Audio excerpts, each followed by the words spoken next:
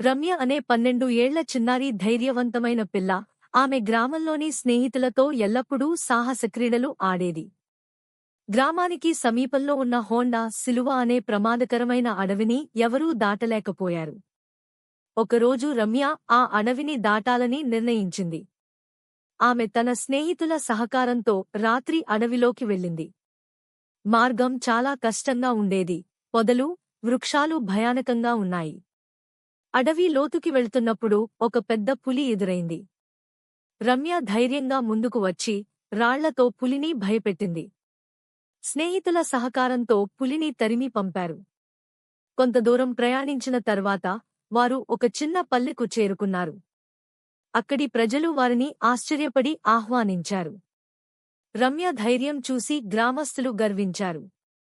ఆ తరువాత హోండా సిలువ అడవిని ప్రజలు ఇక భయపడకుండా దాటగలిగారు.